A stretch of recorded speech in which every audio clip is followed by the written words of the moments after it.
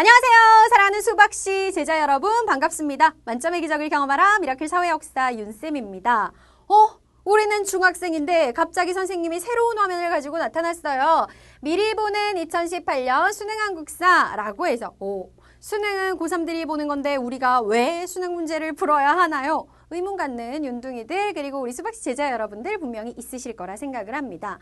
여러분들도 아시다시피 이 한국사라고 하는 과목이요. 1년 전, 이번이 두 번째죠. 바로 2017학년도부터 수능의 필수 과목으로 지정이 됐어요. 그래서 문과로 진학하는 친구들이든 이과로 진학하는 친구들이든 어쨌든 대한민국에서 수학 능력 시험을 보는 친구들이라면 모두 다 이 한국사를 공부해서 시험을 치르셔야 되는데 작년에 처음 뚜껑을 딱 열어놓고 봤더니 이 한국사가 난이도가 생각보다 높지 않았습니다. 여러분들이 크게 부담을 가지시지는 않아도 된다는 뜻이고요. 그래서 실제로 1년 전에도 선생님의 풀이 영상 보신 친구들 있는지 모르겠지만 선생님이 얘들아 쫄 거 없어 라고 하면서 수능한국사 20문제 풀이해드렸어요. 그 2탄, 1년 만에 돌아온 2탄이라고 생각하시면 되고요.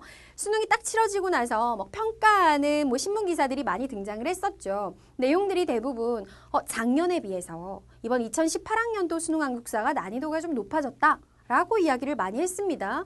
실제로 그러했느냐? 실제로 조금 그렇긴 했어요. 작년이 사실 문제가 너무 쉬웠기 때문에 이번에 그거보다 조금 우리가 느끼기에 난이도가 높아졌다라고 주로 평가를 하는 것인데 하지만 여러분 그렇다고 해서 중학생이 절대 풀 수 없는 그런 난이도의 문제는 아니었고요. 우리 여러분들 중에서 한국사 능력 검정시험 공부하는 친구들 계시죠? 아니면 한국사 능력 검정시험은 공부하지 않았다 하더라도 평소에 내가 역사를 좋아하고 역사 과목에 자신 있었던 친구들이라면 정말 대부분의 친구들이 풀 수 있는 그런 수준의 문제들이 출제가 됐습니다. 고등학교 가면 공부 많이 해야 되고 그 다음에 굉장히 좀 뭔가 빡빡한 일정들을 보내야 돼서 고등학교 가면 무슨 이꼴 죽음 이렇게 생각하는 친구들이 있는데 쫄지 마시라고 선생님이 준비를 했어요. 한국사 능력 검정시험 치르는 친구들도 미리 보시면 아마 예습 차원에서 도움이 되실 거고요. 그리고 우리 중학생들 중에 역사에 관심 많은 친구들도 보시면 도움 되실 겁니다. 우리가 중학교 과정에서 배우는 내용들 많으니까 하나하나 체크하면서 빠르게 문제 풀어보도록 할게요. 자, 수능한국사 1번부터 출발합니다. 가시대에 대한 탐구활동으로 가장 적절한 것은? 이라고 했어요. 자, 수행평가를 봤는데 어떤 특정한 시대를 지금 연구를 하고 있나 봐, 보고서에서. 그래서 나온 내용이 보니까 이 시대에는 반달돌칼과 같은 수학도구가 사용이 되었고 그래서 식량 생산이 늘었고 빈부격차가 나타나더니 계급이 발생했고 계급이 처음 등장했대요. 고인돌이 축조되었다, 만들어졌다. 그래서 아래쪽에는 반달돌칼과 탁자식 고인돌의 사진 자료도 함께 나와 있습니다. 이거 우리가 다 배우는 거잖아요. 역사 1과정에서. 반달돌칼이 있고 계급이 처음 등장했고 고인돌이 축조되었다. 정동기 딱 떠오르시죠? 자, 그래서 넘어갑니다. 보기. 주먹도끼의 용도를 알아본다. 자, 주먹도끼 여러분들 이렇게 생긴 거잖아요. 이렇게 울퉁불퉁하게. 요거 구석기 시대의 대표적인 유물이고요. 철제갑옷의 제작 기법을 살펴본다. 이미 나왔잖아요. 철제갑옷이라는 건 철기로 만든 갑옷이니까 당연히 철기시대 이후에 제작이 된 것이죠. 금관이 출토된 고분에 대해 조사한다. 고분은 무덤을 말하는 것인데 금으로 만든 왕관이 출토된 대표적인 무덤이 가야의 고분이에요. 그러니까 가야라는 나라는 이미 철기 시대보다도 조금 더 시간이 지나서 등장한 국가니까 당연히 청동기하고 상관이 없고요.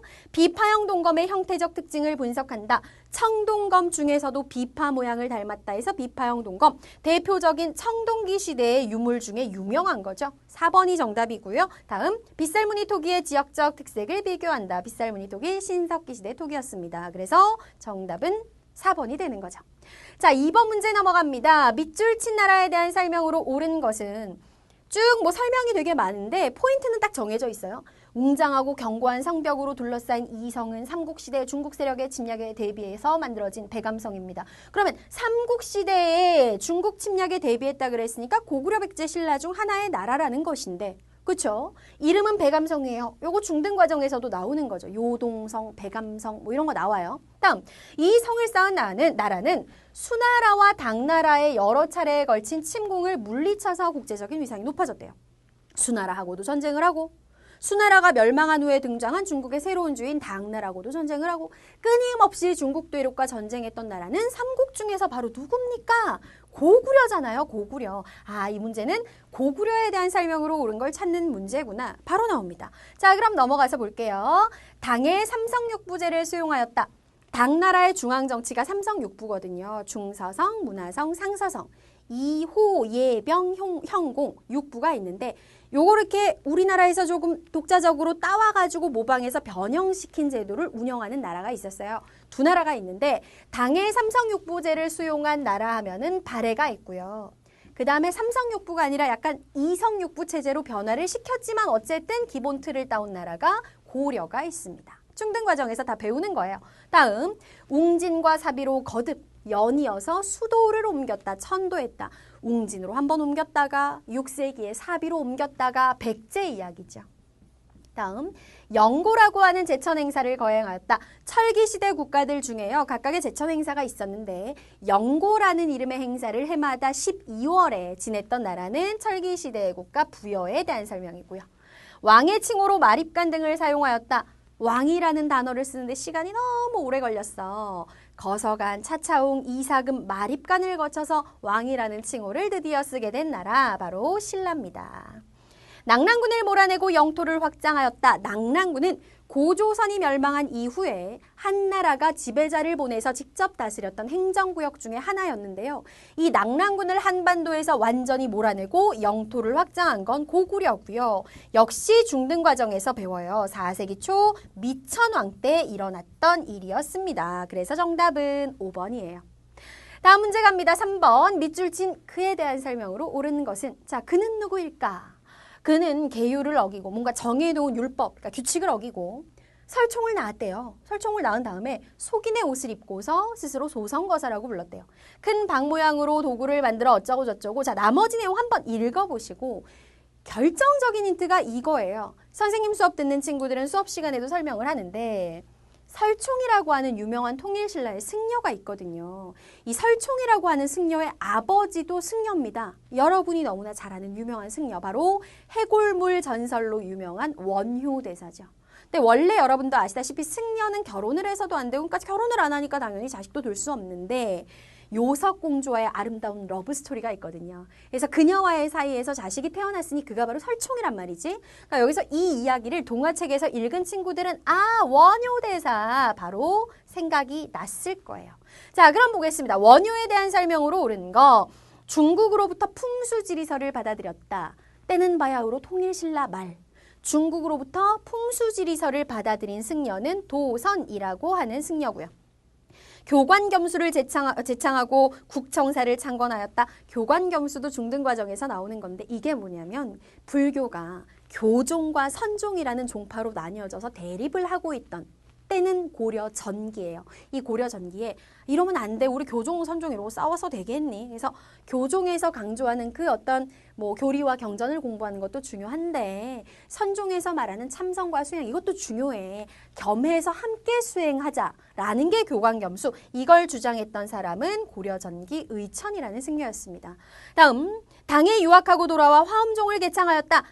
시대는 통일신라 시대예요. 엘리트죠. 당나라에 가서 막 유학을 했어요. 화엄 사상을 배우고 돌아와서 신라에서 화엄종이라는 종파를 시작하신 분은 부석사를 지은 유명한 분이죠. 바로 통일신라 시대 의상이라는 승려고요. 다음, 화쟁을 주장하고 아미타 신앙을 전파했다. 요게 정답인데 틀린 것부터 설명하겠습니다. 마지막, 백년사라는 절을 만들고 결성하고 참회와 연부를 강조하였다. 백년사를 중심으로 불교 개혁 운동을 했던 인물은 바로 고려시대 말기의 승려 요세라고 하는 승려였어요. 이게 전부 다 여러분 중학교 과정에서 나오는 내용들이었어요. 그러면 화쟁을 주장하고 아미타 신앙을 전파했다는 건 뭐냐면 화쟁이라는 게 싸우지 말고 종파끼리 싸우지 말고 사이좋게 지내자. 결국 우리는 모두 다 한 마음에서 나온 거 아니냐. 불심으로 대동단결. 요게 바로 화쟁 사상이고 아미타 신앙은 일반 백성들에게 불교는 어려운 게 아니야. 누구나 어렵지 않아. 아미타불만 연불을 하면 누구나 극락 세상에 갈 수 있어. 라고 주장하면서 쉬운 불교를 대중들에게 전파한 이게 바로 원효의 업적입니다. 그래서 정답은 4번이에요. 넘어갑니다. 4번 문제. 다음 건의에 따라 시행된 정책으로 옳은 것은 신 최승로는 시무 28조를 작성하여 올립니다. 자, 내신에서 너무 중요하죠. 최승로라는 똑똑한 신하가 있었으니 왕에게 시무 28조를 올렸어. 중등 내신에서도 시험에 너무 잘 나옵니다. 때는 바야흐로 고려시대, 고려의 여섯 번째 왕 성종 때 똑똑한 신하 최승로예요. 자, 내용 한번 볼까요? 뭐라고 주장하냐면 우리 태조께서 나라를 통일한 뒤 외관을 두고자 하셨으나 건국 초기여서 일이 번거롭고 많아서 미처 그렇게 하지를 못하셨다. 지금 살펴보다 보니까 지방의 토호들이 공무를 빙자해서 백성을 너무 괴롭힌다. 그래서 백성들이 힘들어하니 청컨대 요청드리건대 외관을 두소서라고 했습니다. 이 말은 쉽게 말하면 이거야. 고려라는 나라가 처음에 만들어질 때 왕께서 지방의 관리를 파견해서 체계적으로 다스리려고 하셨는데요. 시간이 없고 뭔가 정신이 없어서 그렇게 못하셨어. 근데 문제는 지금 뭐냐. 그렇게 관리를 파견하지 않으니까 지방의 나름대로 힘 있는 세력들 있죠. 토착 세력들이 이거 공적인 업무다라고 하면서 백성들에게 곡식 뺏고 땅 뺏고 지금 횡포가 장난이 아니라는 거야. 이 문제를 해결하기 위해서는 관리를 파견해야 된다. 자, 지방에다가 관리를 파견하십시오라고 하는 겁니다. 그래서 이제 성종이 들으니까 설득력이 있거든요. 맞는 말이야. 그래서 안 되겠다. 전국의 중요한 곳을 12군데를 딱 지정을 해서 12목이라 이름을 붙이고 중앙에서 관리를 파견해서 지방을 다스리기 시작했다. 그거거든요. 그럼 이 내용을 듣고 성종이 시행한 정책은 정답은 몇 번이다? 12목을 설치하고 지방관을 파견하였다. 이거고요. 나머지는 한번 볼게요. 22담로를 두어 왕족을 보내 통치했다. 자, 백제 시대에 왕권 강화를 위해서 6세기 초 무령왕이 실시했던 거고요. 다음, 오경 15부 62주의 행정구역을 갖추었다. 발해의 행정구역이죠. 3번, 전국을 8도로 나누고 관찰사를 두었다. 조선 8도 강산이잖아요. 조선 이야기고요.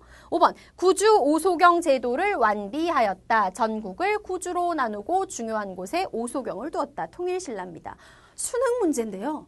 여러분들 전부 다 중학교 과정에서 배우는 내용들이에요. 정답은 4번. 나도 풀 수 있는 수능 문제 풀이 이어서 갑니다. 자, 다음 가에 들어갈 내용으로 가장 적절한 것은 자, 지금 폰으로 얘기를 하고 있어요. 우리 모둠이 발표하기로 한 게 고려시대 특수행정구역이야. 친구가 뭐라 그랬어? 그래. 향부곡소가 있더라. 그랬더니 다시 친구가 무신집권기에 반란을 일으켰던 망이 망소이가 이 중에서 소의 주민이었대 라고 했어요. 그랬더니 다시 친구가 이런 지역 주민들은 이러이러했어 라고 했어. 이 문제에서 물어보는 건 특수행정구역의 특징을 알고 있느냐라는 거야. 향부곡소라는 특수행정구역은요. 절대로 헷갈리지 말아야 되는 게 이 사람들은 천민이에요? 천민이에요? 천민 아니에요. 신분이 일반 백성, 농민과 같은 상민이 있고 그 밑에 노비와 같은 천민이 있잖아. 특수행정구역에 사는 사람들은 천민 아니야. 일반 백성인데 좀 차별받는 백성. 어떤 식으로 차별을 받았느냐? 과거 시험 치를 수 없었고 세금도 일반 행정구역의 백성들보다 좀 많이 내고 서럽죠. 그래서 반란을 일으킨 거예요. 누가? 고려 무신정권 시기에 망이하고 망소이가. 자, 그럼 특수행정구역에 대한 설명 찾아봅니다. 일반 군현에 사는 백성에 비해서 세금 등에서 차별받았다. 그래가지고 아까 망이하고 망소이가 뚜껑 열려가지고 그거거든요. 맞아요. 형평운동을 전개하며 차별철폐를 주장했지 형평운동은 우리도 좀 평등하게 대해주시오 라는 운동인데 누가 일으킨 거냐면요. 형평운동이 일어난 건 1920년대 일제강점기고 신분제도가 없어졌음에도 불구하고 여전히 차별받던 백정들, 소, 돼지 잡는 사람들, 그들이 일으킨 게 형평운동이었어요. 다음, 갑오개혁을 통해 신분해방이 이루어졌어. 갑오개혁 1894년이잖아. 갑오개혁 때 최종적으로 이제 신분이 완전히 해방된 사람들은 개인 양반들이 소유하고 있던 사적인 노비, 사노비들의 신분해방이 이루어졌어요. 얘네들은 천민이잖아요. 그렇죠? 다음, 의관, 역관 등의 기술관직을 세습했지. 의사, 통역사, 주로 기술을 가지고 있는 사람들은 중간계층, 중인이고요. 국가로부터 공음전을 지급받았어. 공음전은 고려시대에 존재했던 토지제도잖아요. 고려시대의 관리들 중에서도 엄청 고위관직, 5품 이상을 가지고 있는 관리들에게 국가가 지급한 땅이 바로 공음전입니다. 자, 그래서 정답은 1번이었어요.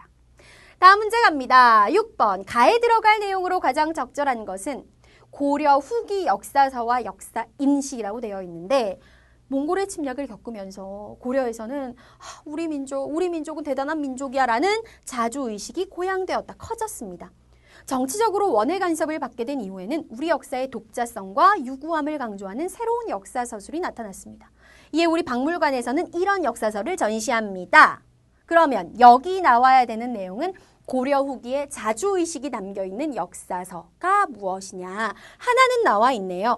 제왕운기라는 책도 그 중에 대표적인 거다. 바로 이승휴라는 사람이 쓴 책이고 단군이 만든 고조선을 최초로 우리 민족 최초의 국가라고 쓴 책이 바로 제왕운기예요.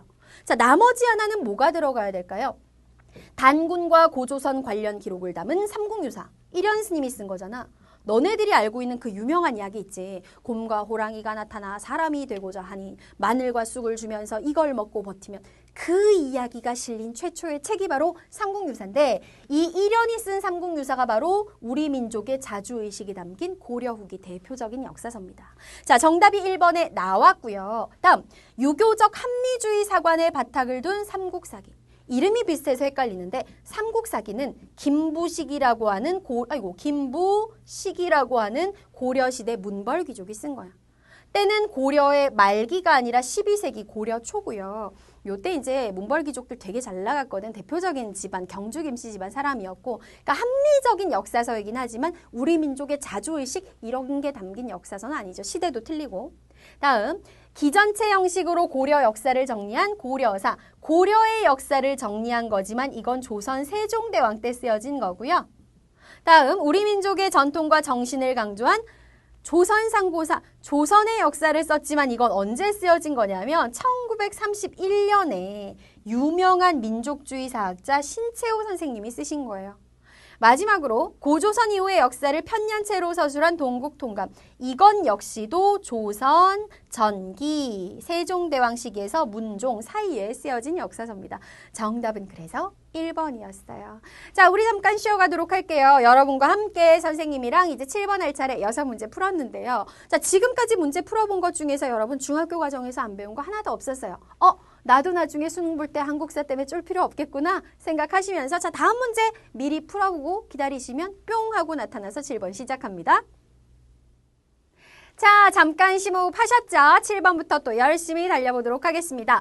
가왕의 업적으로 옳은 것은 이라고 했어요. 세 친구가 이야기를 하고 있는데 먼저 여학생이 조선은 민본 정치를 추구하면서 농업을 근본으로 삼았어 그랬습니다. 여기서 말하는 민본 정치라고 하는 것은 그러니까 백성이 근본이다. 그러니까 나라를 운영함에 있어서 왕이 가장 중요하게 생각해야 되는 건 바로 백성들이다. 이런 의미예요. 자, 그랬더니 옆에 있는 학생이 훈남이요. 그래서 이분은 우리의 농업 기술을 조사해서 우리 실정에 맞는 농서인 농사직설을 편찬하게 했지 그랬습니다. 농사직설은 우리나라 역사에서 최초로 우리나라 자연환경에 맞는 농업의 기법 같은 것들을 소개한 책이야. 그 전 시대까지만 해도요. 그러니까 이 책이 만들어지기 전까지만 해도 농업에 관련된 책들이 있긴 있었지만 이게 우리 실정에 맞게 정리를 했다기보다는 중국의 농업 서적들을 가지고 와서 조금 변형시켜서 혹은 번역해서 편찬을 하는 경우가 대부분이었거든요. 그러니까 최초의 우리 실정에 맞는 농서, 츠국이 등도 이 왕 때 발명됐어. 자, 농사직설이 어느 왕 때더라? 이건 헷갈리는 친구들이 있겠지만 츠국이가 뭐야? 그러니까 깡통처럼 이렇게 생겨가지고요. 비가 오는 양을 이 안에 고이는 물의 양을 통해 가지고 측정할 수 있는 기계가 바로 츠국이라고 하는 거죠. 츠국이를 비롯한 뭐 해시계, 물시계인 자경루 등등등 많은 발명품이 만들어졌던 시대가 바로 언제예요? 세종대왕 시기죠. 즉 빈칸에 들어가야 되는 건 바로 세종대왕이었고요. 그래서 풀어보면 자, 1번부터 노급을 폐지하였다. 노급이라는 토지제도는 통일신라 시대에 있었던 귀족들의 꾸리득 제도였어요. 그래서 귀족의 힘을 좀 약화시키고 왕권을 강화하기 위해서 노급을 폐지하고 관료전이라고 하는 새로운 토지제도를 실시하는데 그걸 했던 사람이 바로 누구냐면 신문왕입니다. 통일신라 시대. 다음, 대동법을 시행하였다. 이건 조선시대는 맞아요. 특산물을 세금으로 거두어 들이던 것을 이제 더 이상 특산물을 걷지 않고 쌀로 세금을 내게 한 제도가 바로 대동법이라는 건데 이건 언제냐면은 조선 중에서도 조선 중기 조선의 15대 왕 광해군 때 처음으로 대동법이 실시가 되고요. 자, 다음 균역법을 제정하였다.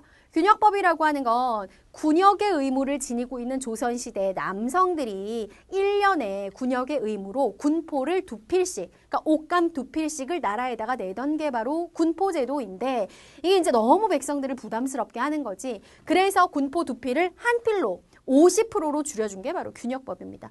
이것도 조선시대고요. 조선 후기 영조 때 실시한 제도였죠. 자, 그 다음에 진대법을 처음으로 만들었어. 다시 이제 시대를 앞으로 쭉 거슬러 올라갑니다. 백성들이 너무 먹고 살기가 힘들어. 배가 고파. 근데 농경사회에서 가장 배가 고픈 시절이 봄이거든요. 그러니까 먹을 게 제일 없어요. 여름이 되면 뭐 밀 같은 게 수확이 되고, 가을 되면 쌀 수확하고 그러는데, 겨울에는 저장한 식량이 있고, 봄이 제일 배가 고픈 거야. 그래서 봄같이 백성들이 굶어 죽는 사람이 많이 등장하는 시기에 나라에서 백성들한테 곡식을 빌려주고요. 추수를 하면 아주 약간의 이자를 붙여서 되받는 제도, 일종의 빈민을 구제하는 제도가 바로 진대법이죠. 시대별로 대표적인 빈민 구제 제도가 있었는데 그 스타트가 바로 진대법이었죠. 이게 바로 언제냐면은 2세기 후반 고국 천왕이 처음으로 실시한 어느 나라 제도냐? 고구려에서 실시한 제도였어요. 자, 마지막으로 전분 6등법을 실시했다. 나머지는 우리가 중등 과정에서 다 배운 건데 요것만 여러분들 모를 거야. 전분 6등법은요. 지금 나오는 문제의 주인공 세종대왕 때 실시했던 세금을 걷는 조세제도인데요. 이게 무슨 말이냐면은 토지의 비옥도에 따라서 그러니까 이런 거 있잖아. 예를 들어서 땅이 있으면 여기도 농사 짓는 땅이고 자, 예를 들어서 여기도 농사 짓는 땅이야. 여기도 농사 짓는 땅이야. 근데 얘는 땅이 양분도 많고 흙 질도 좋고 되게 좋아요. 근데 이쪽에 있는 땅은 같은 넓이인데도 배드. 그러니까는 뭐 굉장히 돌도 많이 섞여 있고 양분도 별로 없고 막 이런 땅이야. 그러면 똑같은 면적의 농사를 지어도 어떻게 했어요? 이쪽에 굿 땅은 굉장히 수확물이 많을 것이고 배드 땅은 수확물이 굉장히 적을 거 아니야. 세종대왕이 합리적으로 생각을 한 거지. 야, 토지 면적에 따라서 똑같이 세금 받는 건 너무 불합리하지 않니? 그러니까 우리 조선에 있는 땅들을 총 6개의 등급으로 나누자. 그래서 1등전, 제일 토지가 농사가 잘 되는 비옥한 땅부터 해서 2, 3 해서 6등전까지 땅을 나눠가지고 그 1등전이냐, 뭐 3등전이냐, 6등전이냐에 따라서 조세를 걷는 양을 다르게 하자. 이게 전분 6등법이었던 거예요. 요 제도를 실시했던 게 바로 세종대왕입니다. 정답은 5번. 자, 넘어갈게요. 다음 문제. 밑줄 친 전쟁에 대한 설명으로 옳은 것은 이 책 되게 유명한 책이죠. 여러분들 아실 텐데 제목은 징비록. 저자는 유성룡이에요. 자, 무슨 내용이 쓰여져 있는 어느 시대 책이냐. 국가의 중요 직책에 있었던 이 유성룡. 저자가 임진년부터 힌트 있습니다. 임진으로 시작되는 중요한 사건. 생각하세요. 임진년부터 7년에 걸친 일본과의 전쟁. 임진으로 시작되는 전쟁. 임진왜란 생각나야지. 자, 전쟁 과정에서 경험한 내용 등을 기록한 것이다. 국방과 정치 전반에 관한 내용을 담고 있고요. 우리 군의 패전 상황과 어려움 등등등등등. 그래서 후대 사람들에게 이러한 잘못은 반복하지 말고 이러한 문제는 해결해 나가야 될 것이다 라고 교훈을 주는 책입니다. 어느 시대에 쓰여진 책이라는 거예요? 임진년부터 7년, 바로 임진왜란을 얘기하는 거죠. 자, 여기서 등장하는 전쟁 임진왜란 설명 한번 찾아볼게요. 인천 상륙작전이 성공하면서 전세가 역전되었다. 이거 영화로 만들어져서 이제는 거의 대부분 친구들이 알 텐데 인천 상륙작전은 뭐예요? 1950년에 일어난 남한과 북한 사이의 6.25 전쟁 때 메가더 장군이 인천으로 연합군과 함께 상륙했던 작전, 바로 인천 상륙작전이죠. 다음, 전국 각지에 척화비를 세우는 계기가 되었다. 척화비라고 하는 게 뭐냐면 서양하고 절대로 친하게 지내서는 안 된다. 이게 척화비거든. 그러니까 척화비를 세운 사람이 흥선대원군인데 결정적으로 척화비를 세우게 된 계기는요. 1871년에 미국하고 전쟁을 해요. 조선이. 이게 신미양요거든. 이 전쟁을 겪고 나서 물론 이전에 1866년에 프랑스하고도 전쟁했고 독일 상인이 막 흥선대원군 아버지 무덤 파다가 딱 걸리는 사건도 일어나고 이런 일을 겪으면서 서양이라 그러면 치가 떨리는 거지. 그래서 서양 세력하고 친하게 지내지 말자라는 비석을 세운 거죠. 신미양요고요. 한산도 해전에서 수군이 적을 대파였다. 한산도 대첩하면 다들 알잖아. 바로 우리의 이순신 한산도 대첩 하객진전법 기억하시죠? 요게 바로 정답이고요. 그래서 정답은 3번.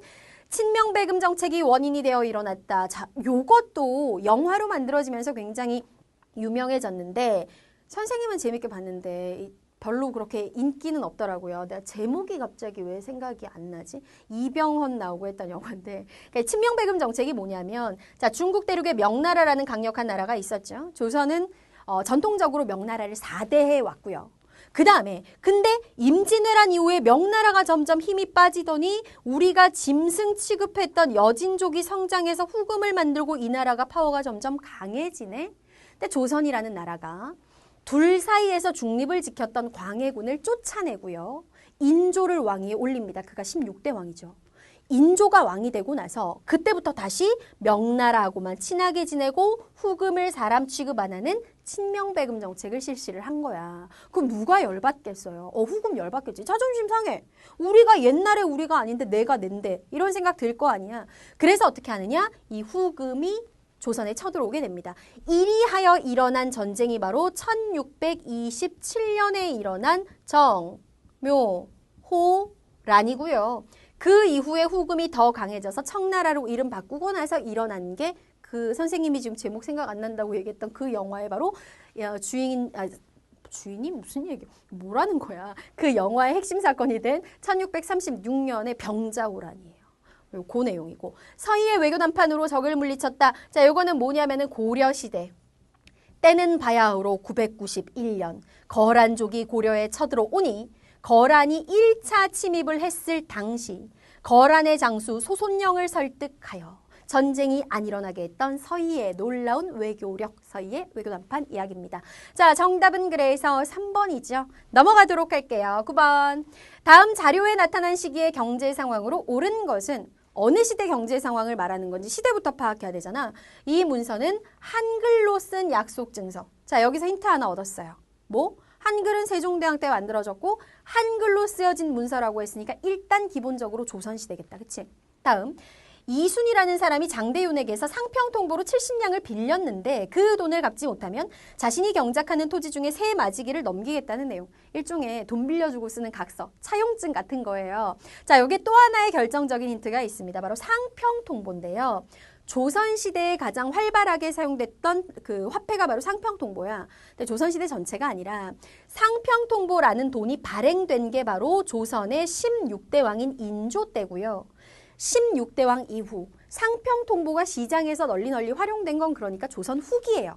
이 문제에서 물어보는 핵심은 조선 후기 경제 상황을 아느냐 하는 겁니다. 자, 문제 풉니다. 보기 1번. 아라비아 상인들이 병란도에 와서 무역하였다. 자, 병란도라는 곳을 통해서 무역이 활발하게 이루어졌던 건 국제무역항 병란도 바로 고려시대예요. 그래서 아라비아 상인들이 병란도에 드나들면서 이제 고려가 발음이 너무 어려우니까 우리가 고려에 갔다 왔는데 하다가 코리아로 우리나라 이름이 서방세계에 알려지게 된 거죠. 자, 다음 관리들을 대상으로 전식과 제도가 시행되었다. 전식과 제도라는 것도 역시 고려 시대의 토지 제도니까 시대가 틀렸고요. 담배를 비롯한 상품 작물이 재배되었다. 상품 작물이라고 하는 건 그러니까 상품은 뭐냐면 상을 받는 물건이 아니라 내가 이걸 내다가 시장에 가서 팔아가지고 돈을 벌어야지 라는 목적을 가지고 재배되는 걸 상품 작물이라 그래요. 담배도 해당되고요. 약초, 그 다음에 과일 이런 것들이 모두 다 상품 작물이 되는 거죠. 상품 작물 재배가 활발했던 게 바로 언제냐? 조선 후기부터예요. 이게 정답이고 고액 화폐로 활구가 유통되었다. 활구는 다른 말로 은으로 된 돈인데 호리병 모양으로 생겼다. 그래서 은병이라 그럽니다. 은덩어리예요. 그러니까 굉장히 화폐 가치가 높은 거였겠지. 실제 모양이 어떻게 생겼냐면 약간 오뚜기 모양 비슷하게 이렇게 생겼는데 이거 전체가 은이야. 고려시대에 사용했던 거. 그렇게 뭐 널리 활발하게 통용되지는 못했고 마지막으로 백성에게 정전이 지급되었다. 정전이라는 토지를 백성들에게 나눠주고 농사짓게 한 후 세금을 걷게 한 건 통일신라 시대 성덕왕 때부터 실시된 제도입니다. 다 중등과정에서 배운 거예요. 정답은 그래서 3번. 다음 문제 갈게요. 10번. 가에 들어갈 내용으로 가장 적절한 것은 한국사 주제를 발표하는데 조선 후기 사상계의 새로운 변화래. 사상 쪽, 사상. 일모둠은 뭘 했냐면 윤휴하고 박세당이라는 사람이 주자의 경전 해석에 이의를 제기하다. 자, 여기서 말하는 주자라는 사람은 우리가 다른 말로 주희라고도 하는데 이 사람이 바로 무슨 사람이냐면 조선에서 우리가 빼놓을 수 없는 성리학, 이 성리학이라는 학문을 완전히 체계화시킨 사람이 중국 송나라 시대의 주희, 주자라는 사람이거든요. 그러니까 조선은 성리학을 빼고는 아무것도 얘기할 수 있는 게 없어. 성리학 중심의 사회였어. 근데 조선 후기로 가면서 이에 대한 비판의 목소리가 등장하는 거야. 야, 세상이 이렇게 살기가 힘들어졌어. 백성들은 배가 고파해. 빈부격차도 심해지고 신분제도도 흔들려. 이거 해결해야 되는데 지금 우리가 그렇게 목숨처럼 떠받들었던 성리학이 이런 문제를 해결할 수 있는 능력이 없지 않느냐 하면서 성리학을 다르게 해석한다던가 다른 학문을 연구하는 움직임들이 조선 후기에 일어나죠. 이들도 그들 중 하나였다는 거예요. 이 성리학이 의의를 제기한 거지. 그래가지고 결국은 사이비들이다 몰려가지고 굉장히 고생을 합니다. 이 사람들이. 자, 그 다음에 이모듬은요. 강화학파라는 세력이 지행합일의 실천성을 강조하는 양명학을 연구했대요. 그러니까 성리학 말고 다른 학문 연구하는 이들이 등장하는 거야. 양명학의 핵심은 무엇이냐? 아는 것과 행동하는 것은 일치가 되어야 된다. 실천을 중시한 학문. 이거 말고 조선 후기에 그럼 또 학문에 어떤 흐름이 있었느냐를 써 넣으라는 건데 자 찾아볼게요. 육두품 지식인 골품제의 한계를 비판하다.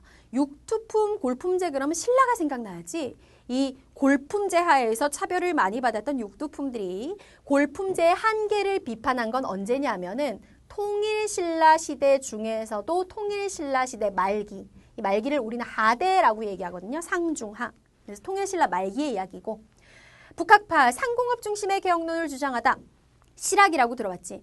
현실에 도움이 되는 실용적인 학문을 연구하자. 이게 조선 후기에 등장을 해요. 그중에서 농업 위주의 개혁이 중요하다. 이들을 농업 중심 개혁론자라고 하고 아니야. 상공업이 더 중요해. 청나라에 발달한 문물을 받아들이고 상공업을 발전시켜야 돼. 이들을 상공업 중심의 개혁론자 그리고 북학파라고 합니다. 그러니까 조선 후기 맞죠? 다음 최충 구제학당을 설립하여 유학을 진흥시키다. 최충은요. 지금으로 말할 것 같으면 고려시대에 학원을 차렸는데 이 학원이 너무 공부를 잘 가르치기로 소문나서 이 학원에서 공부한 애들이 전부 다 막 전교 1등을 하는 거야.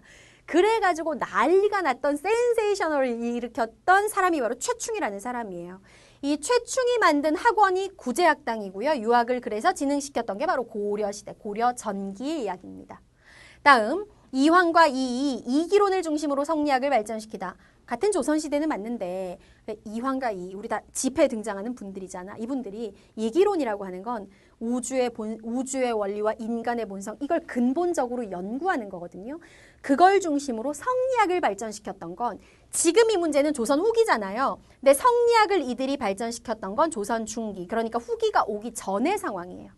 마지막으로 신진사대부 성리학을 도입해 사회 모순을 개혁하려 하다. 성리학을 도입했대. 성리학이 중국에서 우리나라로 처음 도입된 시기는 언제냐면은 고려가 거의 망해가던 고려 말기예요. 신진사대부들이 받아들였죠. 자, 그래서 정답은 2번입니다. 다음 문제 넘어갈게요. 다음 가상대화가 이루어진 시기에 볼 수 있는 모습으로 가장 적절한 것은 왕이 말합니다. 자, 누구 왕인지는 모르겠어요. 통리기무아문에서 마련한 부국강병의 대책을 보고해 보시오. 통리기무아문이 힌트고요. 또 하나. 그랬더니 신하가 별기군을 신설하여 신식 군사훈련을 받도록 하는 것이 좋겠사옵니다. 라고 얘기했어요. 우리나라 역사에서 만들어진 최초의 신식 군대예요. 통리기무아문이 뭐냐면 자 1876년에 강화도 조약, 우리나라 최초의 근대적 조약인 강화도 조약이 체결이 됐잖아. 강화도 조약을 체결하고 나서 이제 외국의 문물을 받아들이기 시작했어요. 그럼 뭔가 우리 조선이 개화가 되기 시작했겠죠. 이런 개화에 관련된 일들을 처리하기 위해서 만든 행정기구, 관청 같은 거야. 행정기구의 이름이 통리기무아문. 그래서 통리기무아문이 만들어진 게 1880년이었고요. 이 통리기무아문을 통해 가지고 만들어진 일본 교관에게 훈련을 받던 대우가 굉장히 좋았던 대접 잘 받았던 신식군대가 별기군이에요. 요 시기인 거야. 이 시기에 이루어진 모습을 찾아라 라는 겁니다. 무역선을 타고 청해진에서 당으로 향하는 상이 웬일이야. 당나라가 언제적 나라인데요. 자, 청해진 하면 바다의 왕자 장보고 생각나고요. 장보고가 만든 해상기지가 청해진이야. 그러니까 청해진에서 당으로 향하는 상인 이건 언제 볼 수 있는 모습이냐면 통일신라 시대. 다음 별무반에 편입이 되어 여진족 정벌에 나서는 군사, 여진족을 정벌하기 위해서 특수부대 별무반을 만들었습니다. 이거 역시 고려시대 12세기 누가 만든 부대냐? 윤관 장군이 만든 부대예요. 다음 3번. 조사 시찰단의 일원으로 일본을 방문한 관료. 자, 방금 전에 우리가 이제 개화에 대해서 얘기했잖아요. 개화를 하려면 가장 좋은 건 다른 나라가 어떻게 발전했는지를 보고 듣고 오는 게 제일 좋아. 그래서 강화도 조약을 체결한 이후에 외국에다가 막 중국에도 보내고 일본에도 보내고 미국에도 보내고 시찰단을 파견을 해요. 그 중에서 일본에 파견한 시찰단이 수신사라는 단체 그리고 보기에 나온 조사 시찰단이 있습니다. 같은 시기 정답 3번이고요. 신돈의 개혁 정치에 환호하는 노비. 신돈 생각나? 신돈? 신돈 하면은 세트로 생각나는 게 공민왕. 시대는 고려 후기 원나라의 간섭을 받던 시기. 이 시기에 그 원나라의 백을 믿고 막 설쳐대던 고려의 나쁜 놈들이 있었어요. 걔네들을 권문세족이라고 하는데 이 권문세족들이 백성들의 땅 뺏고 백성 잡아다가 노비 만들고 막 그랬거든요. 이 문제를 해결하기 위해서 공민왕이 신돈에게 맡긴 기구가 바로 전민변정도감이야. 여기서 하는 일이 뭐냐면 권문세족들이 불법으로 차지한 토지 조사해서 다 원래주인한테 돌려줘. 다음, 권문세족들이 불법으로 자기 노비 만든 사람들 신분 조사해서 원래 신분으로 다 풀어줘. 이게 전민변정도감에서 신돈이 했던 일이에요. 고려 말이고요. 마지막으로 화백회의에 참여하는 진골귀족. 화백회의하면 신라의 귀족회의죠. 그러니까 시대 틀렸고 정답 3번 되겠습니다. 자, 다음 문제 넘어갑니다. 12번. 다음 지도를 활용한 탐구 주제로 가장 적절한 것은? 자, 요거 우리 중등 과정에서 너무 중요하게 다루어지는 건데 지금 보시면 다 1894년이에요. 몇 월에 일어난 일인지를 보니까 출발이 고부봉기, 고부농민봉기고요. 11월 가장 마지막이 우금치 전투. 중간에 보니까 전주화약도 있고 뭐 황토현 전투 있고 그렇습니다. 지금 여기서부터 여기까지 일어난 이것이 바로 뭐냐? 1894년에 일어난 동학농민운동 있죠. 너무너무 중요한 사건이에요. 자, 동학농민운동을 주제로 해서 뭔가 조사를 한 거네요. 그러면 관련된 내용 찾으면 되겠죠? 적절한 것은. 개항 이후 농민층의 동요와 동학농민운동. 1번에서 답이 나와버렸고요. 문벌귀족 사회의 변동과 서경천도운동 고려시대죠? 서양 세력의 침략과 병인 양요. 프랑스가 쳐들어왔습니다. 요거 언제냐면 1866년. 세도 정치와 홍경래의 난 몰랑 양반이었던 홍경래가 왜 우리 평안도만 차별하냐 해가지고 그 지역에 막 광부들, 농민들 이끌고 일으킨 홍경래의 난 1811년에 일어났고요. 백제의 멸망과 부흥운동, 신라가 당나라랑 손잡고 백제 고구려 멸망시키고 삼국통일하잖아요. 그 중에 먼저 멸망한 게 백제인데 백제가 멸망한 게 660년. 그러니까 정답은 1번이 되겠네요. 자, 이렇게 해서 또 3분의 1. 이제 우리 문제 거의 3분의 2 정도 풀었어요. 이쯤에서 우리 친구들 다시 한숨 돌리실까요? 뒤에 있는 문제들도 미리 풀어보고 선생님 설명 들으면 더욱더 쉽게 풀 수 있습니다. 다시 한번 문제 뒤쪽 거 확인해 보세요. 자, 이제 13번부터 마지막 20번까지 가열차게 달려봅니다. 13번 다음 요구가 나오게 된 배경으로 옳은 것은 자, 내용을 잘 보세요. 몇 년 전부터 청과 일본의 상인이 상점을 한성에 개설하므로 한성은 바로 우리나라의 수도 서울을 말합니다. 청나라 사람들하고 일본의 장사꾼들이 우리나라 수도 서울에다가 가게를 열었대. 그래서 우리는 영업이익을 잃게 돼서 먹고 사는 게 지금 어려워지게 됐다. 이에 우리 시전상인들은 자, 여기서 말하는 시전상인이라고 하는 건 정부에 세금 내고 허가받고 장사하는 상인들을 말합니다. 우리 시전상인들은 가게 문을 닫고 시위에 나서며 정부에 담을 요구한다. 내용, 외국 상인들을 인천 개항장으로 물러나게 하고 인천의 그 항구연대서만 장사하게 하고 한성은 우리 상인들만 영업하게 하라. 그러면 양측이 모두 생업을 보존할 수 있을 것이다. 청나라고 일본 상인들이 그럼 과연 언제부터 수도 서울에 가게를 열 수 있었느냐? 아무 때나 열 수 있었느냐? 아니에요.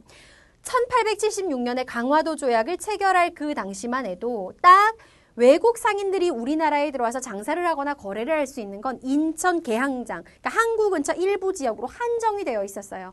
그러다가 언제 이런 상황이 발생을 한 거냐면 때는 바야흐로 1882년이었어. 이해 무슨 사건이 일어나느냐. 구식군대가 반란을 일으키는 이모군란이라는 사건이 일어나거든요. 그러니까 신식군대 별기군을 딱 만들어 놓고 근데 구식군대도 존재를 하고 별기군은 되게 월급도 잘 주고 막 좋은 대우를 해주는데 구식군대는 차별을 한 거지. 그래서 구식군노가 이제 분노가 폭발을 해서 사건을 일으킨 거예요. 그게 이모군란이었는데 이 이모군란이 일어났을 당시에 별기군을 교육시키던 일본인 교관이 살해를 당하고요. 그러니까 지금으로 치자면 일본 대사관, 그 당시엔 공사관이라고 했는데 공사관도 습격을 당해요. 그리고 이모군란을 진압하는 데 도움을 준 게 누구였느냐. 이 구식군대를 다 제압한 게 청나라 군대였단 말이지. 그래서 이모군란이 끝나고 나서 조선에서 청나라의 파워가 엄청 커지고요. 일본은 또 자신들이 받은 피해를 보상하라고 난리를 칩니다. 그래가지고 결국 어떻게 되느냐? 청나라하고 사이에 일본 사이에 조선이 조약을 체결하는데 일본하고 체결한 게 제물포 조약. 그 다음에 청나라하고 체결한 게 이름이 되게 길어요. 조청 중등 과정에 나와요. 상민 수륙 무역장정이라고 하는 조약을 체결을 해요. 이게 무슨 말이냐면 조선하고 청나라 사이에 장사하는 사람들이 바다하고 육지에서 무역을 함에 있어서 규칙을 담은 내용이다. 이런 뜻이거든요. 이 안에 뭐가 들어갔느냐? 수도 서울에서 가게 열 수 있는 내용이 들어가 버린 거지. 그때부터 이 막 일본하고 청나라 상인들이 가게를 열면서 우리나라 상인들이 굶어 죽게 생긴 거예요. 자, 그러면 이런 얘기가 왜 나왔느냐? 이것 때문에 나온 거잖아요. 요걸 알고 있다면 1번이 답이라는 거 바로 해결을 할 수가 있죠. 자, 그 다음에 물산장려운동이 전국적으로 확산되었다. 물산장려운동은 1920년대 일제강점기에 일어났던 민족운동이야. 일본 물건 쓰지 말고 국산품을 애용하고 절약하자. 이런 식의 민족운동이었고 정부의 주도로 새마을운동이 전개되었다. 여러분은 모르지만 선생님은 압니다. 이 새마을운동 노래를. 선생님이 아주 어렸을 때요. 이 노래가 그러니까 새마을운동 주제가를 온 동네에 이렇게 청소하시는 차 있잖아요. 쓰레기 나르는 차가 지나갈 때 이 음악을 켜고 막 동네를 시끄럽게 지나갔어요. 새벽 종이 울렸네 새 아침이 밝았네 너도 나도 일어나 뭐 이런 노래였는데 어쨌든 참고로 그건 새마을운동 노래를 얘기한 거고 농촌을 좀 발전시키자. 도시는 발전해 가는데 농촌은 너무 구질구질하지 않느냐. 그러면서 새마을운동이 시작된 게 1970년입니다. 이때부터 몇십 년 동안 새마을운동이 쭉 진행이 됐던 거예요. 자, 그 다음에 일제에 의해 토지조사 사업이 실시되었다. 일본이 우리나라 땅을 일본 소유로 바꾸기 위해서 실시했던 사업. 토지조사 사업이 실시된 건 1910년대 약 10년 동안이었고요. 다음 양전사업과 더불어 그러니까 토지를 측량하는 사업, 양전사업과 더불어 토지 소유 증명서라고 할 수 있는 지계라고 하는 문서를 발급하기 시작한 건 자 1897년 고종 황제의 주도로 광무개혁이 실시되었으니 이 당시에 양전사업이 실시되고 지계가 발급됐습니다. 정답은 그래서 1번이에요. 다음 문제 갑니다. 14번. 다음 판결문에 나타난 민족운동이 끼친 영향으로 옳은 것은 판결을 했는데 피고 땡땡땡을 징역 3년에 처한다. 내용을 보니까 이유가 뭐냐면 이 피고 땡땡땡이 이화학당의 생도야. 여기서 일단 첫 번째 힌트. 이화학당은 여자들만 다니는 근대적인 학문을 가르치는 학교였어요. 3월 초에 경성에서 손병희 등이 조선 독립선언을 발표하고 학생과 시민들이 조선 독립만세를 외치며 시위를 하고 있음을 보고 며칠 후 고향으로 돌아와 태극기를 만들어 시장에서 수천 명의 군중과 함께 태극기를 흔들며 만세 시위를 함으로써 치안, 질서 유지를 방해하였다. 딱 나오죠. 서울에서 학생과 시민들이 대한독립 만세를 외쳤는데 이걸 본 이화학당 생도였던 학생이 지네 고향에서도 해야 되겠다 생각해서 고향으로 가서 태극기 만들어서 만세 시위를 주도했다. 누굽니까? 대한민국 국민들의 영원한 언니 누나 바로 유관순 언니죠. 유관순에 대한 얘기고 그러면 유관순이 벌였던 이 당시 고향에 내려가서 태극기를 만들고 뭐예요? 1919년에 일어난 3.1운동이죠. 자, 문제 풀겠습니다. 3.1운동이 도대체 끼친 영향, 무슨 영향을 가져왔느냐 우리나라에. 자, 볼게요. 3.1운동은 1919년에 일어났습니다. 고종이 강제 퇴위를 당하였다. 일본이요. 고종을 황제 자리에서 강제로 끌어내려요. 이게 언제냐면 1907년. 네덜란드에서 열리는 국제회의에 일본의 허락 없이 몰래 신하 3명을 파견했다는 이유로 쫓겨났어요. 시기적으로 안 맞죠. 이만손 등이 영남 만인소를 올렸다. 이만손 등의 경남 지역, 영남이 경남이잖아. 경남 경북, 경상도 지역에 있는 양반 유생들이 왕에게 떼거지로 상소문을 올린 사건. 요거 1880년대예요. 미국 같은 사악한 국가하고는 절대 친하게 지내서는 아니 되옵니다 하는 내용의 핵심이었죠. 다음. 안중근이 동양 평화론을 집필하였다. 너무 중요하신 분, 안중근. 일본 이토 히로부미를 만주 하얼빈역에서 총으로 사살하신 그분 바로 안중근 열사. 이 안중근 의사라고 많이 표현하죠. 안중근 의사가 이토 히로부미를 죽인 게 1909년이었고요. 이분이 그래서 감옥에 잡혀 들어가서 동양 평화론이라고 하는 이 아시아의 평화를 위해서 논설을 쓴 내용이 바로 동양 평화론인데 이걸 쓰신 게 1910년 3월이었어요. 미완성이에요. 왜 미완성일까요? 완성을 짓기 전에 처형당하셨기 때문에. 다음, 영은문 자리에 독립문이 건립되었다. 청나라 신하들, 사신들이 우리나라에 왔을 때 환영을 하던 문이 영은문이었는데 이 문을 헐어버리고 그 자리에 상징적 의미의 독립문을 만든 건 바로 1896년에 만들어졌다가 3년의 짧은 활동을 하고 없어진 독립협회가 1896년에 만든 겁니다. 자, 그러면 3.1운동은 1919년이잖아. 이게 도대체 우리나라에 어떤 영향을 미쳤느냐? 일본이요. 야, 이거 조선 애들 무섭네. 통치 방식을 바꿔야 되겠다라고 생각을 해서 1910년대 강압적이었던 무단 통치를 1920년대 무늬만 부드럽게 하는 문화 통치로 바꾸게 된 계기가 바로 3.1운동이었어요. 그래서 정답은 5번입니다. 자, 넘어가서 다음 문제. 가정책이 초래한 결과로 옳은 것은 건물이 있는데요. 일제에 의한 수탈의 역사를 보여주는 건물이야. 1차 세계대전 이후에 일본은 지네 나라 식량이 부족하자 이걸 해결하기 위해서요. 우리나라에서 농경지도 정리하고 개간하고 품종 개량을 하고 해서 이 사업을 실시를 했어요. 쌀 생산을 늘리려고 했던 이 사업 바로 1920년대에 일본이 우리나라에서 실시했던 이른바 산미 증식 계획입니다. 지네 나라로 쌀 가져가려고. 그래서 어떻게 됐는지 알아? 쌀 생산이 늘어났어요. 일본이 막 괴간도 했지, 막 비료 좋은 거 주지, 그 다음에 막 뭐 저수지도 만들지, 벼품종 개량하지. 쌀 생산이 늘어났는데 우리나라 사람들은 더 배가 고프네? 왜 배가 고파? 생산이 늘어난 증산량보다 일본으로 빼앗아간 양이 더더더 많이 늘어났기 때문에. 그러면서 일본 애들이 얼마나 어이가 없냐면 우리나라의 질 좋은 쌀은 지네 나라 다 가져가고 우리나라 사람들도 굶겨 죽일 수는 없잖아. 저기 만주 지방에서 값싼 잡곡을 수입해와서 우리나라 사람들 먹게 했습니다. 정말 어이없죠. 산미증식 계획의 결과로 옳은 것은 자 1번 메가타의 주도로 화폐 정리 사업이 시행되었다. 신식 화폐로 다 바꿔! 라고 해서 일본인 메가타의 주도로 우리나라에서 화폐 정리 사업이 실시된 건 1905년. 회사 설립을 허가제로 규정한 회사령. 조선 사람들 회사 만들 때 총독부의 허가를 받아야 된다. 라고 했던 거 1910년대예요. 다음, 유글전을 제외한 시전 상인들의 독점 판매권이 폐지되었다. 시전 상인들이 허가 없이 장사하는 난전을 금지시킬 수 있는 권리가 있었는데 그걸 폐지한 건 요건 언제냐면 조선 후기. 정조 알죠? 선생님이 가장 좋아하는 조선시대 왕인데 정조 때 이야기고요. 한국인의 식량 사정 악화로 다량의 만주산 잡곡이 수입됐다. 우리 쌀 가져가고 잡곡 수입했다 그랬죠? 요게 정답이에요. 곡물의 유출을 막기 위해 함경도 등지에서 방공령이 선포되었다. 곡식의 수출을 금지한다. 방공령 1889년이었습니다. 자, 넘어갑니다. 다음 문제 16번. 가단체에 대한 설명으로 옳은 것은 자, 지난 11월 3일에 일어난 광주 학생 시위 사건의 진상을 보고하기 위해 민중대회가 열릴 예정이었다네요. 그랬더니 이쪽 사람이 자 이런 사람들이 이 단체의 인사들인데 이들이 민중대회를 추진하려다 지도부를 비롯한 사람들이 일제에 체포가 돼서 어쩌고 저쩌고. 자, 1929년에 광주에서 광주 학생 항일운동이 일어나게 됩니다. 그게 11월 3일에 일어난 그 사건인데 광주에서 일어난 학생 항일운동을 전국으로 알리는 역할을 한 단체가 있었어. 너무나 중요한 그 단체가 바로 신간회라는 단체였거든요. 얘는 언제 만들어졌냐면 1927년에 만들어졌어. 우리나라 역사에서 신간회가 되게 중요한 이유가 뭐냐면 1920년대 그 당시 사실은 우리나라 민족운동이 두 가지의 갈래로 분열되어 있었거든요. 사회주의 쪽 민족운동과 민족주의 계통의 민족주의운동. 그래서 같이 힘을 합쳐도 모자랄 판에 싸워서 갈등하고 있었는데 근데 민족주의 일부 세력과 사회주의 세력이 힘을 합쳤어. 우리 힘을 합치자 해서 만든 단체가 신간회였던 거야. 의미가 굉장히 큰 단체죠. 광주 학생 항일운동 때 진상조사단도 파견하고 그랬어요. 자, 신간회에 대해서 알고 있는지 물어보는 문제입니다. 신탁통치 반대운동을 전개했다.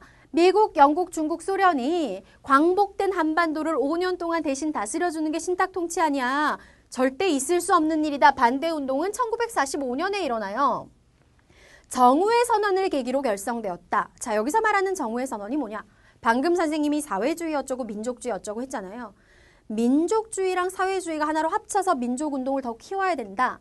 라는 내용을 바탕으로 사회주의 측 단체였던 정우회가 발표한 게 정우회 선언이고요. 이 말을 듣고 공감을 한 이들이 모여서 만든 단체가 신간회예요. 즉 신간회와 관련된 설명으로 요게 맞는 거죠. 국채보상운동을 주도했다. 국채보상운동은 1907년에 일어난 우리가 일본에게 진 빚 백성들이 돈 모아서 갚자라는 운동이고요. 105인 사건으로 해체됐다. 105인 사건으로 해체된 단체는 1907년에서 이름이 비슷하지? 1911년까지 활동했던 신민회라는 단체에 대한 설명입니다. 마지막으로 만민공동회를 개최했다. 종로에 민중들, 백성들 모아놓고 크게 열었던 집회가 만민공동회인데 만민공동회가 열린 건 1898년이고 이 만민공동회를 주도했던 건 앞에서도 잠깐 얘기했었죠. 독립문 만들었다는 독립협회예요. 정답은 그래서 몇 번? 2번 되겠습니다. 자, 끝을 향해 달려갑니다. 17번 우리 군대에 대한 설명으로 옳은 것은 자, 여기서 말하는 우리 군대. 요게 여러분들이 가장 힘들어하는 부분인데 자, 우리들의 염원인 우리 조국 삼천리 강토의 진주를 실현코자 국내 진공작전을 계획했으니 어쩌고 저쩌고 이렇게 나와 있어. 우리나라가 지금 미군의 원조를 받아서 일부 대원을 선발해서 미군하고 우리나라 부대하고 힘을 합쳐서 국내로 쳐들어가는 작전. 이게 언제 무슨 작전이야? 일제강점기. 일본의 식민 지배를 받고 있던 그때. 우리나라 부대와 미국이 힘을 합쳐서 국내를 쳐들어갈 작전을 세웠어. 여기서 말하는 우리나라 부대는 바로 대한민국 임시정부가 공식적으로 창설한 한국광복군 1940년에 만들어진 부대예요. 근데 국내 진공작전 실제로 했게 못했어요. 왜 못했냐면 미국이 일본에다가 원자폭탄 2방 터뜨리면서 일본이 이 작전 D-Day 전에 항복을 해버리거든요. 항복했는데 쳐들어갈 일이 뭐가 있어, 그치? 알아서 물러날 텐데. 그래서 실현하지 못했어요. 자, 한국광복군 알고 있는지를 물어보는 문제입니다. 중등 과정에서도 진짜 힘들죠? 중등에서 다 배운 내용들이에요. 1번, 양세봉의 지휘하에 활동하였다. 양세봉이 이끌었던 부대는요. 만주지방에서 활약을 했었던 남만주의 조선혁명군이고요. 임시정부가 창설한 게 한국광복군. 정답은 2번이고 쌍성보 전투에서 일본군을 무찔렀다. 쌍성보라고 하는 곳은 자 대충 선생님이 지도 그릴게요. 지금 이렇게 올라가면 북만주 한 요 정도 북만주 지역에 있는 지역 이름이에요. 여기서 활약했던 부대는 바로 지청천이 이끌었던 한국독립군입니다. 한국독립군. 다음 예난 중국의 예난 지역에서 중국 공산당과 연합했다. 라고 하는 부대는 화북지방에서 활약했던 조선의용군이고 마지막 봉오동에서 일본군에게 대승을 거두었다. 1920년 6월에 봉오동 전투 요때 활약했던 부대는 홍범도 장군이 이끌었던 대한독립군입니다. 이때 일본이 져가지고 완전 도끼가 바짝 올라서 부대 엄청나게 더 많이 보내가지고 근데 우리가 또 이긴 그게 바로 1920년 10월에 일어난 청산리 대첩인 거예요. 자, 넘어갑니다. 다음 문제. 가상대화에서 나타난 시기에 정부가 시행한 경제정책으로 옳은 것은 이제 현대사회로 왔어요. 올여름 경부고속국도가 개통된 건 대단한 일이야. 경부고속도로 알지? 우리나라 최초의 고속도로야. 서울에서 부산까지 연결된 도로인데 경부고속도로가 언제 만들어지냐면 1970년에 만들어졌고요. 같은 해 가슴 아픈 일이 있었어요. 바로 청계천에서 노동자로 일하던 전태일이라는 인물이 노동자들의 근로기준법을 보장해줘라라고 하면서 스스로의 몸에 불을 지펴서 사망하게 된 분신사건. 역시 같은 해 1970년에 일어납니다. 1970년은 누구 정부? 박정희 정부. 자, 그러면 박정희 정부의 경제정책 찾아라라는 거잖아. 개성공단이 조성된 건 2000년이에요. 김대중 정부. 북한하고 사이 엄청 좋았을 때죠. OECD에 우리나라가 당당하게 회원국으로 가입한 건 1996년. 때는 김영삼 정부 때. 미국과 자유무역협정 체결. 이게 사실은 조금 여러분들이 헷갈리는 건데 사인하는 거야. 자, 미국하고 이제 우리 한미 자유무역협정 맺읍시다. 체결이 있고요. 그 다음에 얘들아 발효라는 게 있다. 체결은 사인한 거야. 서로 사인한 거고 그 체결한 내용이 효과를 발휘하기 시작하는 실제로 적용되는 걸 발효라고 해. 체결은 2007년 노무현 정부 때고요. 효력을 발휘하기 시작한 건 2011년 이명박 정부 때부터예요.